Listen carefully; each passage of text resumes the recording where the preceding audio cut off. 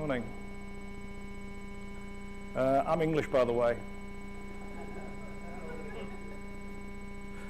So my name is Brent Hurley. I am the Alliance Regional Lead. What does that mean? It means that I have to herd the various coaches that get engaged by Alliance. Sounds kind of fun, apart from you realize that herding cats is actually quite easy. So coaches, inherently, they have their own ideas how things want to be done. And generally speaking, they try to impose those ideas everywhere they go. However, what we try to do at Alliance is make sure that those ideas are for the benefit of the client. So people ask me, when did I first start coming across Agile? Well, it's kind of interesting. I would say it's when I first worked in the finance industry in London. I don't know if any of you are English here, but we don't do very much in Britain anymore, so everybody has to work in the finance sector. And what happened is I came out of university, I got a job, and I thought, oh, this is great. All I have to do is wear a tie and a suit, and life's going to be easy. Except my first client, if you like, an internal client, was kind of, how can I describe him? Certain age, ex-military, kind of think of him like a drill sergeant with an attitude. I don't know if any of you have clients like that, but you know, they're kind of interesting people. So what did I do? I started talking to him. I decided to go and talk to him about what he was doing. I showed him my work after about a month, and he told me his 14-year-old son could do better, quite loudly and in front of lots of people. I decided, okay, well, let's not do that again. And so I started to reduce all the time that I would go and talk to him, until basically I was going to talk to him every day. I was going out to lunch with him. I even got invited to his big country mansion in Buckinghamshire, which is kind of interesting as well. Lots of other ex-military live shouty people there as well. Anyway, that's basically where I started to understand the idea of going to your clients, working hand in hand with the business, and trying to break everything down into smaller cycles. Now, you'll see that, you know, there's lots of different ways of doing Agile. DSDM, that's our own particular British way. We like to do things slightly differently to everyone in America. Some would say that's good, some would say that's bad, depends on how you feel. There is obviously Scrum is extremely popular in America. I mean, it's the most popular way of doing Agile. There's also Kanban. I'm going to talk a little bit about Kanban later on, once I've kind of talked about smaller delivery cycles. That's a particular way of doing it. I was in Japan about 3 weeks ago, talking to one of our clients there about Kanban. It's actually based on the Toyota production system. And when I said Kanban, you in America will say Kanban. In Japan, they go Kanban, ha. Kind of interesting. It's the same thing. It doesn't really matter. It's breaking things into a flow across the board, and I'll talk about it later. So as you can see, yes, I geolocated to America a few years ago. So the first question I've got to ask you is, when people talk about Agile, is they say, oh, Agile, it's this cool new way of thinking. Agile is very similar to a hot patch. Whenever you get a bug to fix, what do you do with that bug? Any suggestions? What's the first thing you try to do with the bug? Reproduce it, okay. Write a test for it, very good. Oh wow, there's an Agilist at the back. Fix it, good. Very good. I was waiting for someone to say fix it. I thought we had a room full of business analysts here for a moment. Try to fix it. What do you do after you fixed it? Test it, and then what do you do? Release it. Someone from the financial sector's in. How quickly do you do this? Fast. You don't wait 3 months. You don't wait 3 months to fix something? You generally will do it as quickly as you can. Okay? So we go through the whole cycle as quickly as we possibly can. And we release it. And if you're a good organization, you don't have to do it very often.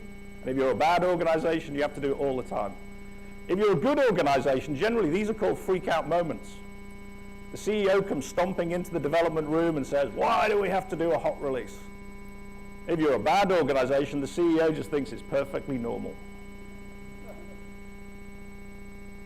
So that's basically what we're trying to do with base Agile.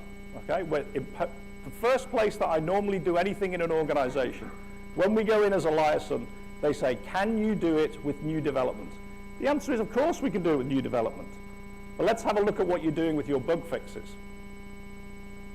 And then we take what you're doing with your bug fixes, and we try to see if that will work in new development.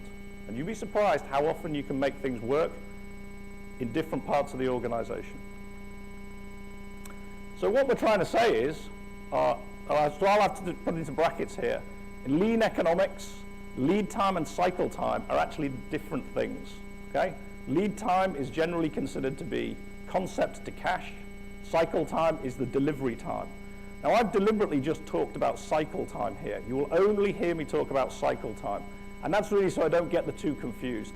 Mary Poppendike, for all of her good work, when she wrote her book, she kind of made the whole thing a bit fuzzy because she equated the two. And the reason she equated the two, because her thinking was correct, is because you should actually be having your lead time and your cycle time as close to each other as possible. Why is that? Because all the time that you've had an idea in the shower, that idea is starting to stagnate until you can actually get it into the hands of your clients. Okay? So basically what we're talking about here is a classic product cycle. Okay? Any of you studied business at school? Well, a couple of people. So you've seen this, okay? Probably drawn a little bit better than this and, with a few more things on it. The idea being, the moment you have that idea in the shower, that idea is already starting to lose money for you. Doesn't matter if that idea is cost-cutting, because you're still losing the money that you would save if you implemented that idea. If it's revenue generating, well, you could be generating revenue while you're toweling yourself dry. The fact that you're not is because your idea is starting to stagnate. So the shorter you can make that cycle time, the shorter you can make that lead time equal the cycle time, the more you're going to generate the value, and we talk about value in the Agile world, of that idea, whatever that idea is. So, let's look at cycle time. We're going to look at a few little Agile implementations. Can I just ask, how many people of you are what I would describe as management, and how many people of you are more sort of hands-on, let's describe them as technical, getting solutions done? How many people are management? Okay, good. Technical? Okay. It's kind of interesting, when I accepted to do this, and I was talking to some of my techie friends and some of my clients, they said, if you do an Agile talk at this place, you're going to be like somebody's granddad. And I said, really? And they said, yeah, it's going to be full of all these young techie people, and all they want to do is see how quickly they can do their deployment. You're going to sound like their dad telling them to tidy up their room. So I'm glad that there's a few other dads in the room, which makes me feel a bit better. Okay, so let's talk about cycle time. First thing you do when you get a project, propose it. Send it to someone who can pay for it. Write a proposal document. Okay, PMI, they want you to write charters and all that sort of thing, scoping documents, etc. Next thing, prepare it. Get some requirements, talk to people who think they might know what they're doing, etc., etc. Next thing is development. Hire a developer. Okay? Get them to write some code. Finally, you might test it, and finally integrate it, deploy it, etc., etc. So how many of you are actually doing Agile in inverted commas, say Scrum or something like that? Okay, I'm supposing that you started doing it there. That is the Agile Manifesto, by the way. It's very small. I'm not going to go into what it is. Most organizations, they start their Agile implementation with pure development. Get a team of web developers in a room, write small amounts of requirements, and get them to develop it in 2-week sprints. Does that sound familiar? Okay. I'm going to talk a little bit about cross-functional teams a bit later on, but I'm suspecting also that you have your web developers in one sprint, your back-end developers in another sprint, and you may even have your testers at some point in the future. What I'm asking you to do is to extend that thinking. Be agile with regards to your testing, your deployment, which is why most of you are here today. Why can't you be agile in your preparation? Why hire the developer after you've already decided what you're going to build? Why not ask the developer if they think it can be built? Why not ask them if you think it's going to be expensive to build it? Why not ask the tester how complex it's going to be to test it? If you ask them to do all these things after the fact, you've already wasted a load of time. effort, energy, money. Time is money, so I'm told. So similarly, why not use Agile in proposing the project? How many of you have, are there any CFOs in the room? All right, so no one can actually buy the product today then. Okay, CFOs are great. They love numbers on spreadsheets. I like inviting CFOs to demonstrations of the product because the first thing they think about is how much it's cost. Okay? What you should actually be doing with your CFOs is showing them what you can build for it, what you can actually make for them. CFOs love the idea of getting big pots of cash. So let's take a project, 18 months, I don't know, whatever. I'm going to break it down into three little parts. Picking, okay, funding, picking. Preparation, which doesn't have a bracket in the middle there. And then what I'm going to call doing. Okay, doing is your cross-functional team, which I'll get to. Writing the code, testing it, getting it out into the hands of people. So if you think about that as an 18-month cycle, you're going to wait a long time before you can actually get some of that cash and give it to your CFO. All the time, your CFO is going to be seeing costs going up and up and up.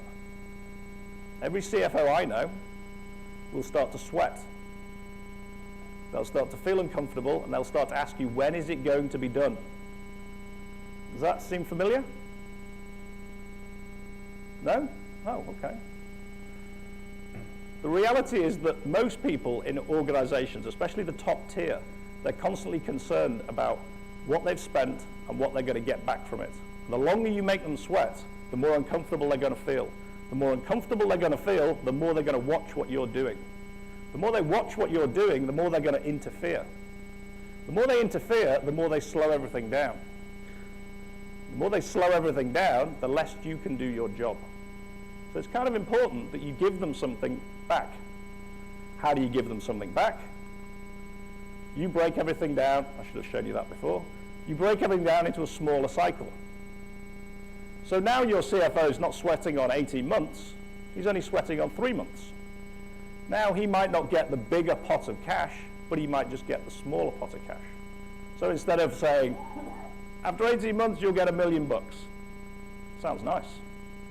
What after 18 months if he doesn't get $1 million? What happens to those people?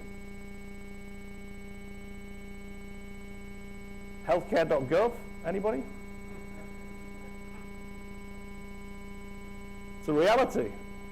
That's what happens. If you as a project manager, program manager, whatever it is, propose an 18-month project, a team of 20 people, all pulling a salary of, I don't know, whatever you're pulling, it's going to add up very quickly.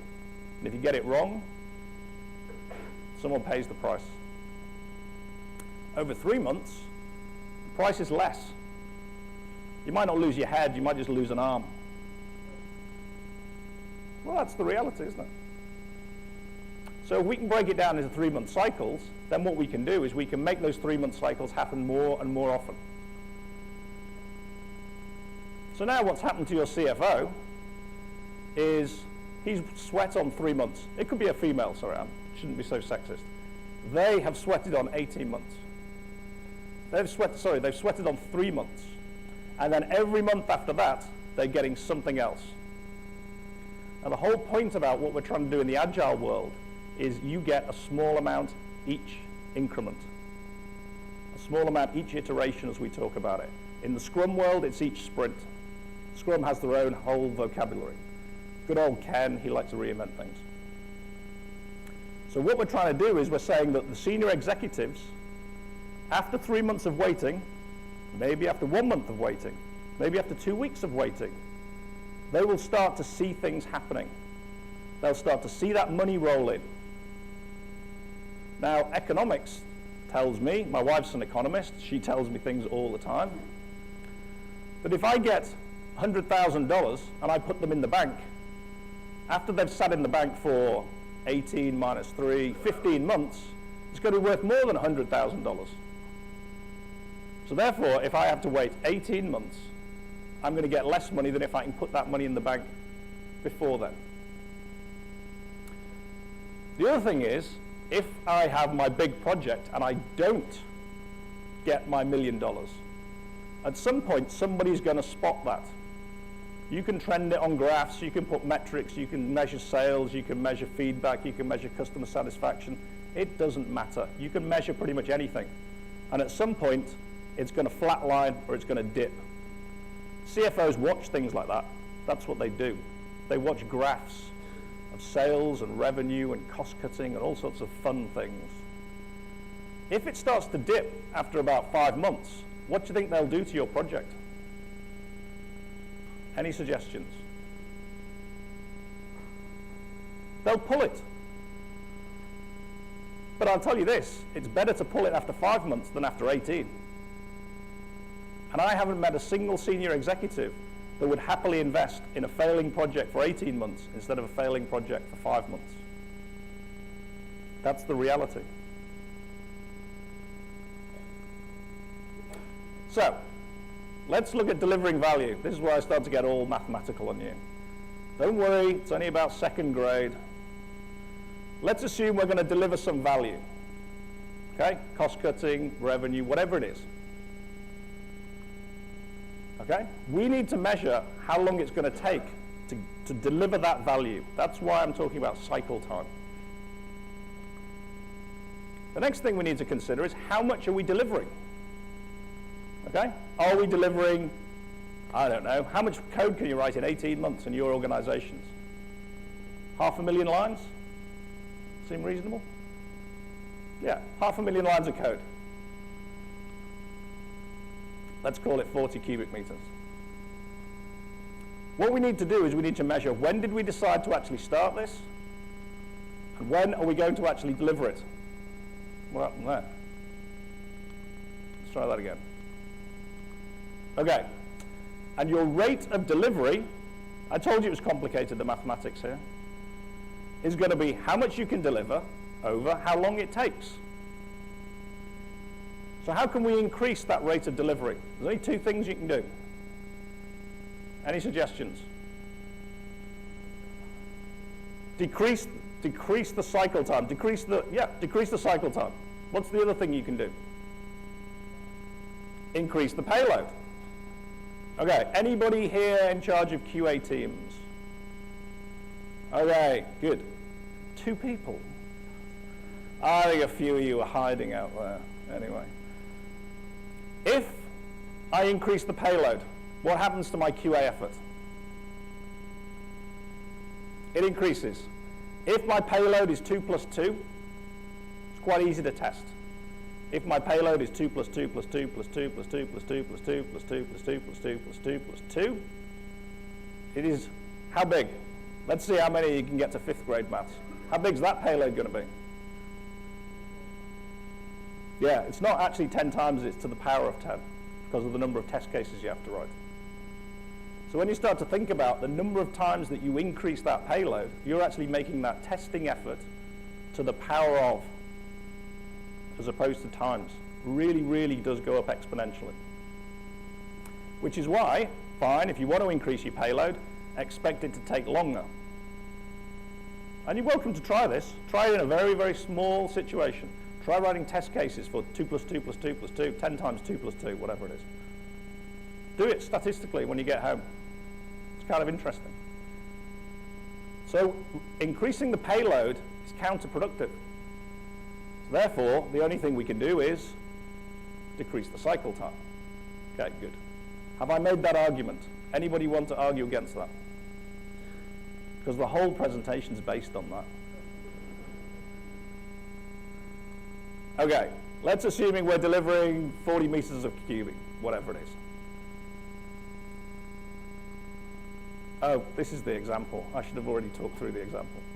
40,000 lines of code, something in a year. Okay. What does your code turn into? Gold. Doesn't it? Oh, okay, maybe not everybody's. No one here from a successful startup then?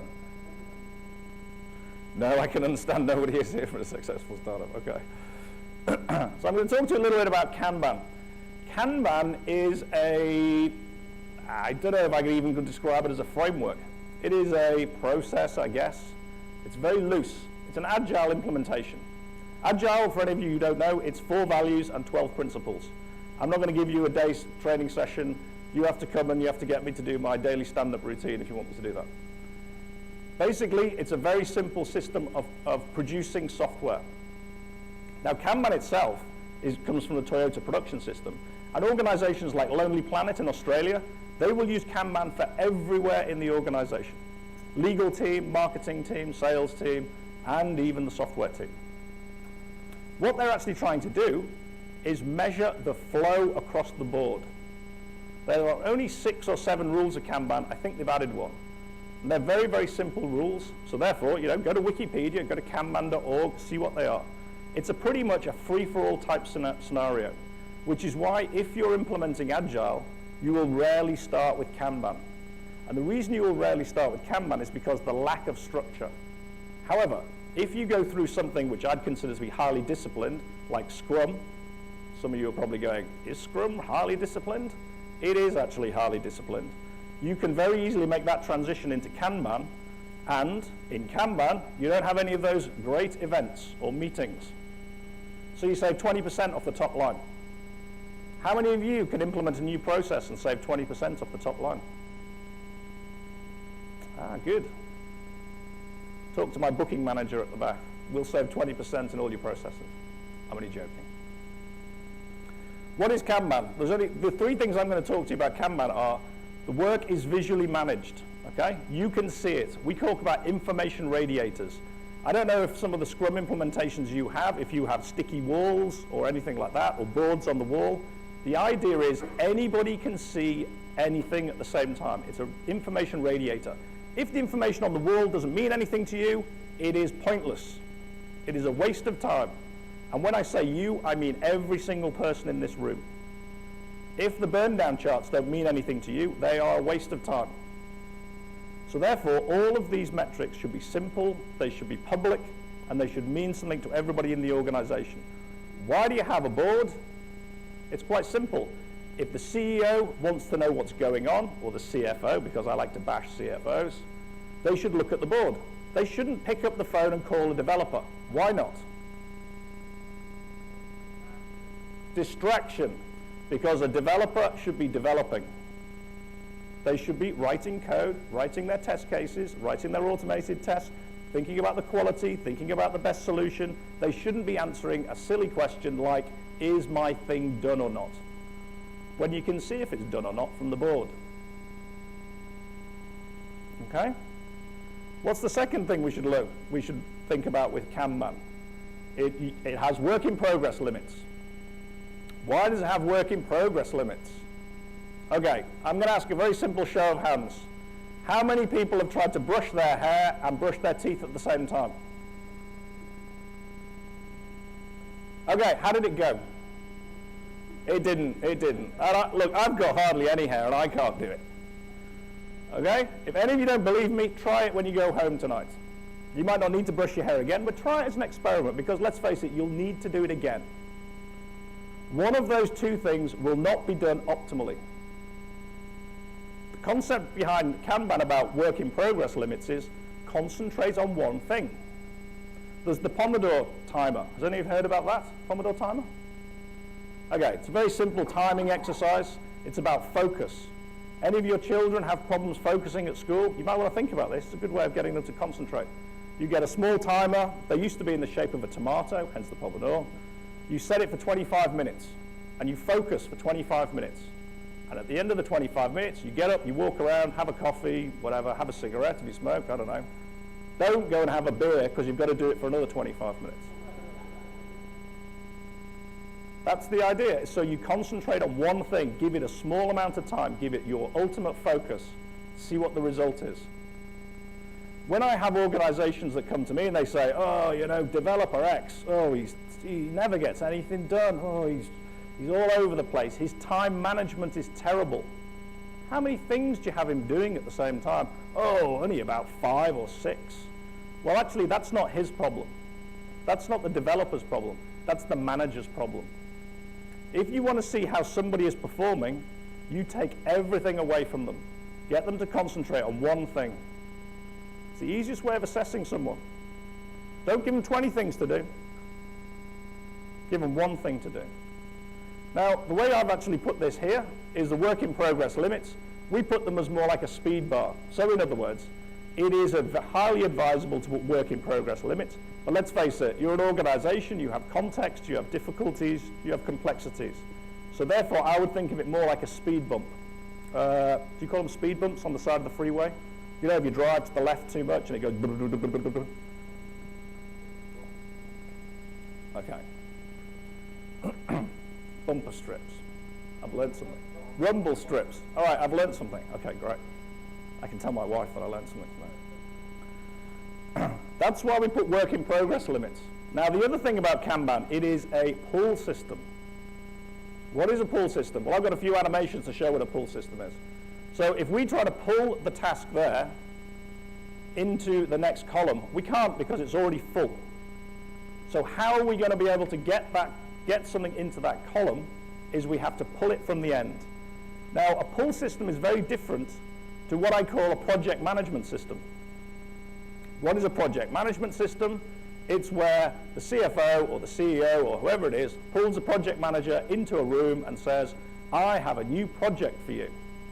And the project manager says, but I've already got 17. And the CFO says, I don't care. I've been told this one's going to make us a big pot of cash. Okay? It is not that. You do not ram work down the throats of your employees.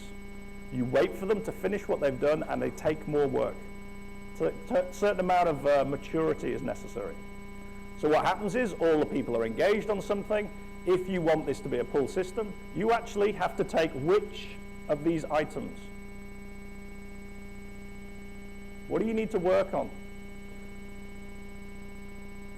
Any guesses? Highest priority? Yeah, highest priority. Everything's full here. You've only got 3. You can only put 3 things in.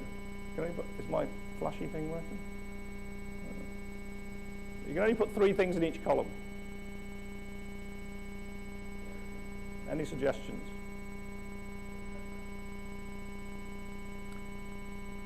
It's actually this one here. That's the one you have to work on. Because you can't put anything into these columns until this one is free. So you move that one into done, and then you can start to free all the other ones and move them across. Now it sounds counterproductive, but it's the idea of keeping things into small increments. So you're going to say, what has this got to do with continual delivery? Well, if you try to do Kanban, you cannot do it unless you start to automate things. Think about it. My 18-month project has now gone into production. It's got 500,000 lines of code.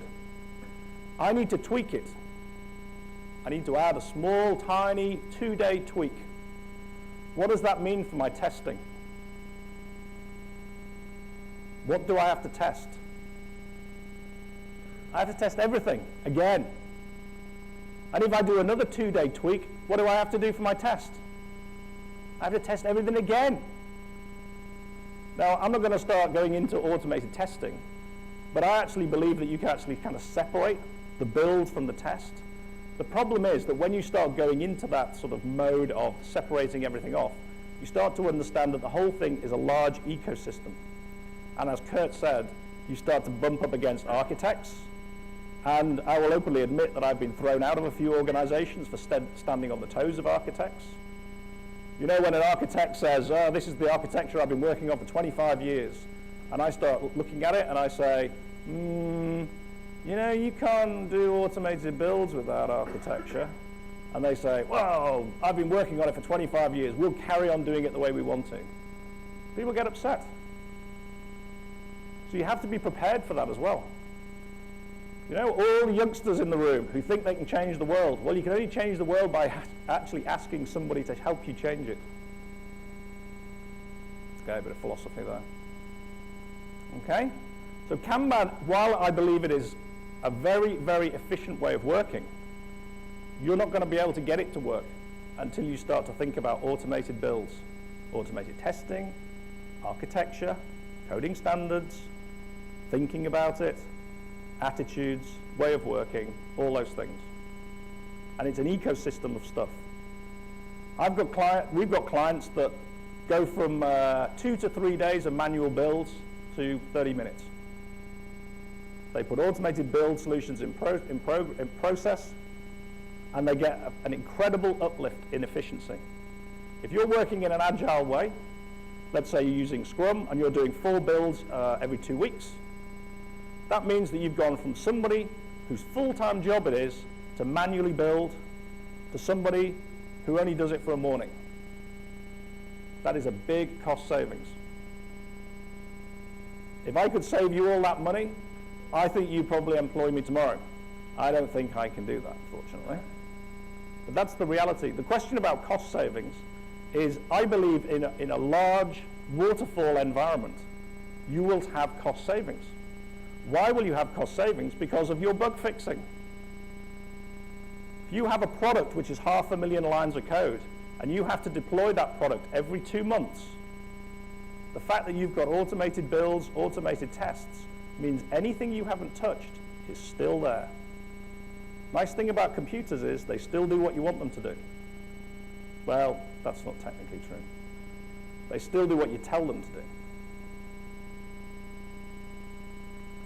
Okay, what have we got? Oh, we're still moving our animations along, sorry.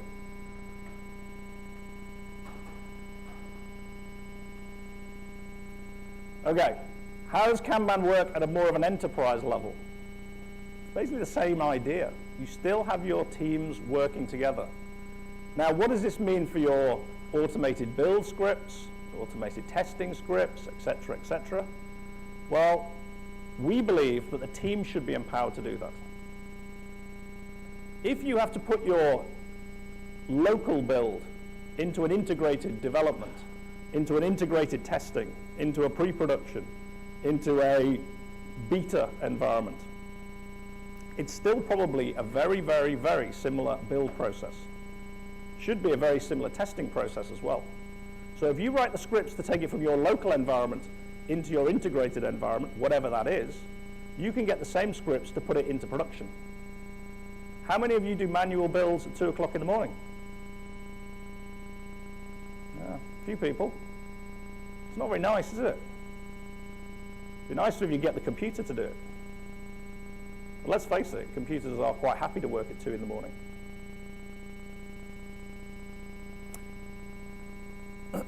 Okay, so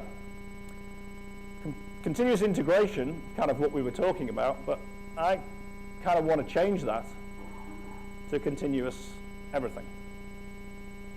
Because really that's what we're talking about. We're talking about business ideas, business decisions. They should all be continuous. They should be agile. They should be able to be changed. They should be changed on the fly. Why shouldn't they? Business context changes as quickly as technology context. So here's a little thing about the automated builds and scripts.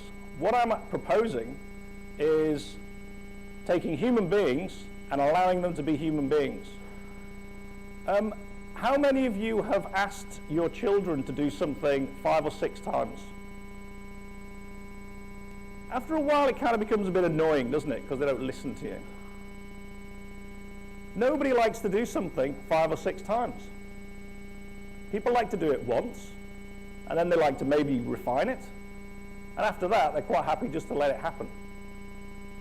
This is what we're talking about with regards to human beings versus computers, bots, as I like to term them. So what we're trying to do is separate what is repeatable work. If you ask a computer to do 2 + 2, I guarantee, unless of course it's a Microsoft computer.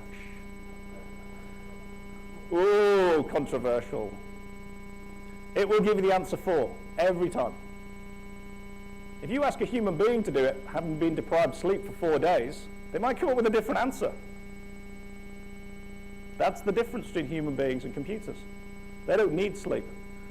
When I ran my first major Agile implementation, we asked for an extra, budget for a new person.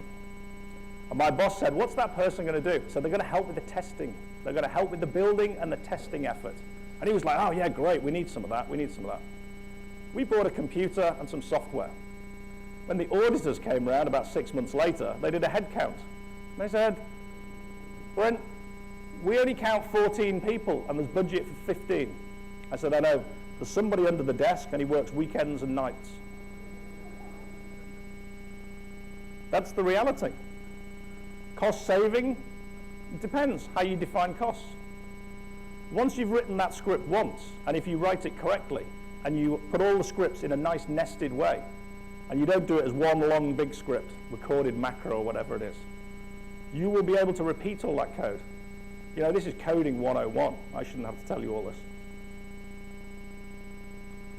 So really what we're trying to do is allow these things to be run overnight. Allow humans to be creative. How many of you have, you know, offshore QA people who just do what I call the Burg Avalanche? Okay. What happens to the Burg Avalanche? You employ another person to go through it and decide what you should fix and what you shouldn't fix.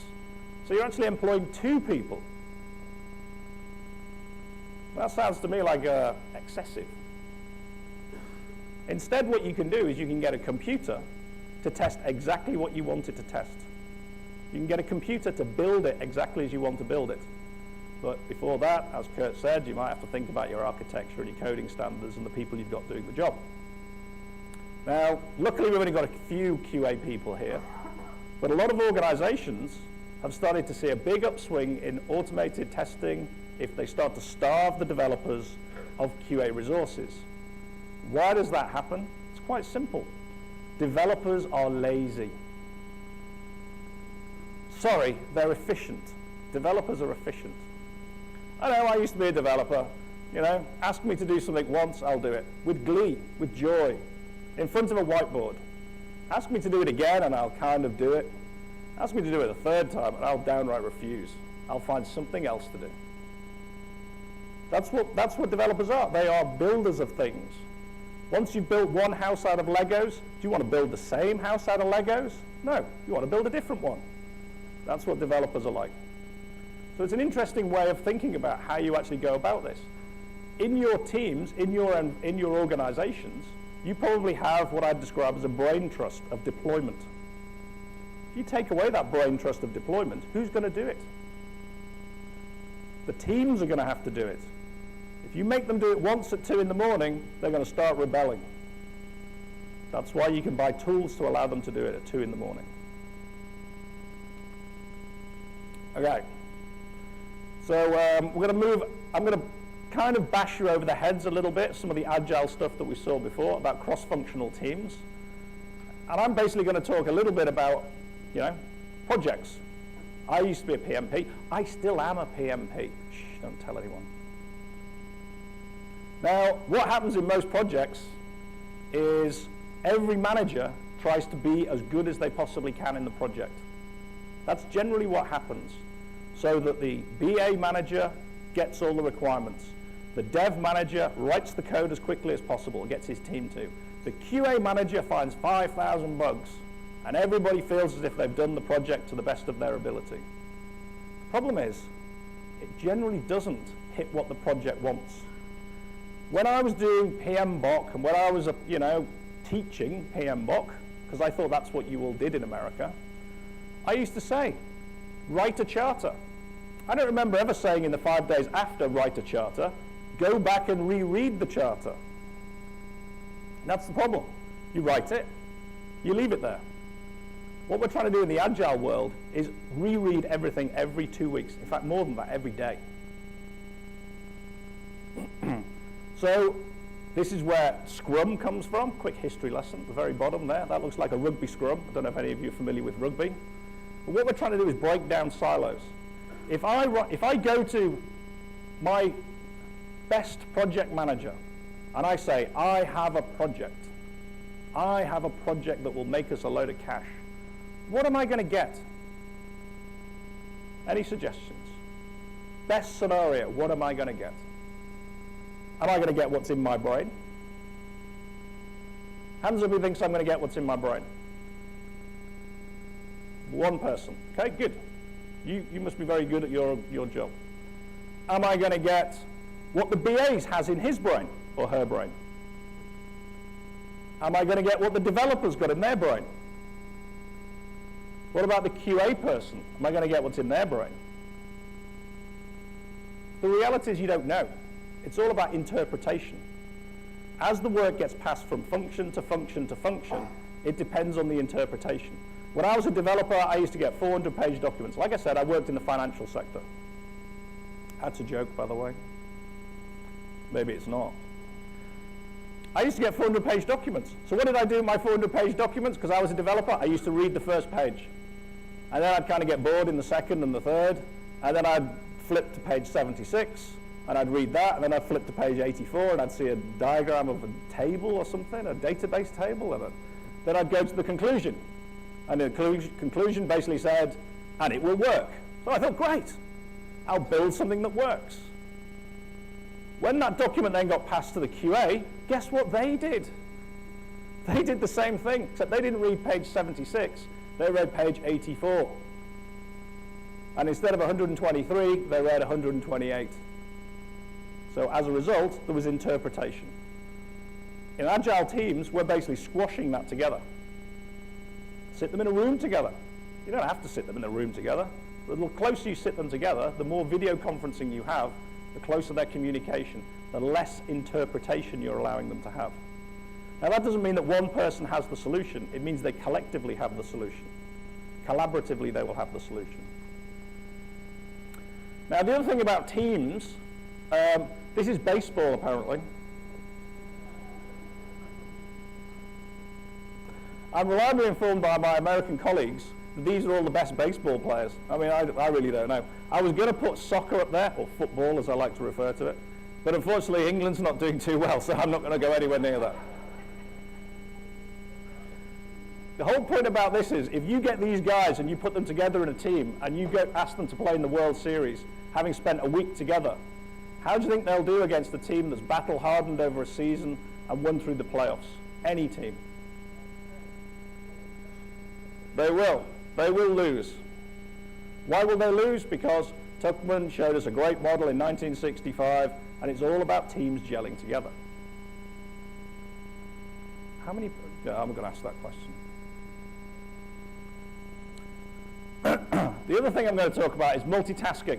Okay, I touched on it with the toothbrushing and the hair brushing. The more you allow people to multitask, the more they're going to get, as somebody said, distracted. What happens when people get distracted? They waste time. What happens to your project when they waste time? It takes longer. So what happens to projects when they take longer? They get cancelled. And that's the reality. That's what happens in every organization. So what do? We have our standing teams, as we say in the Agile world. We keep them together as long as we can. We build projects in a smaller iteration, and we get them out into the market.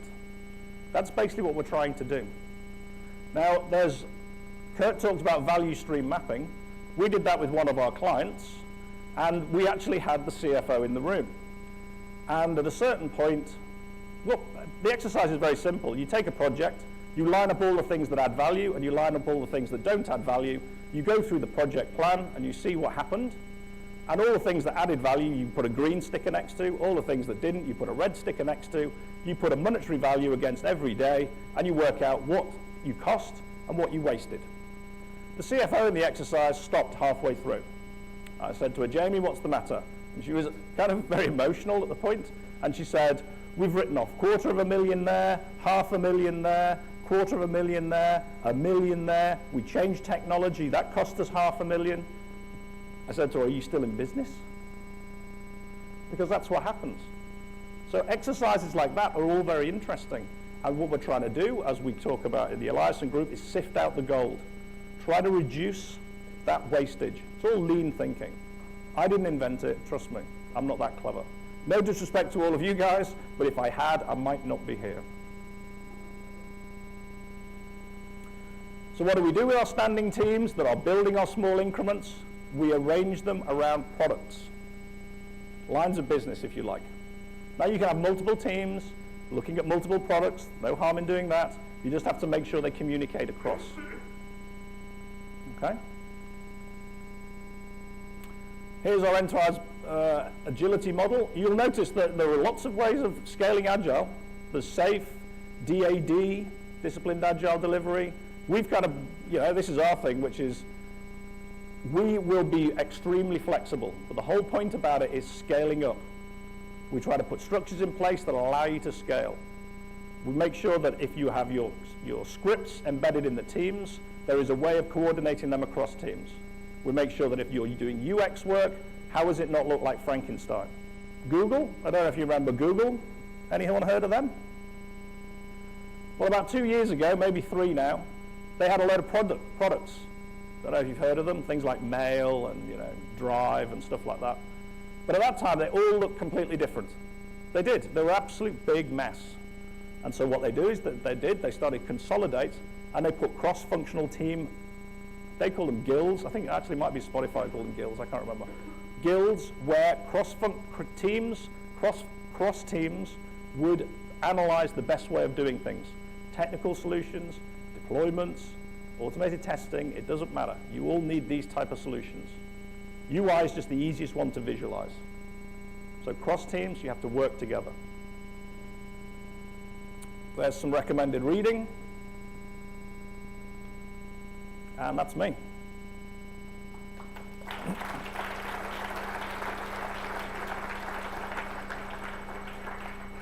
We have a short amount of time for questions if you want to, do we? Yeah, okay. Any questions?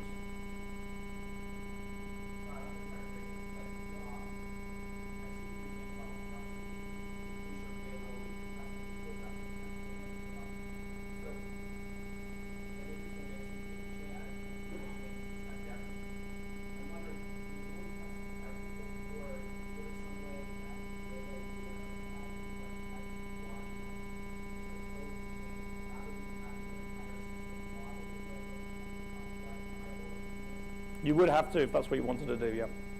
So the easiest way of doing it is to get yourself a machine with 2 million test cases and test everything. And you can get it to happen very quickly, very quickly. And you can test an enormous amount of data, even in the mobile space now. Very interesting stuff's happening in the mobile space.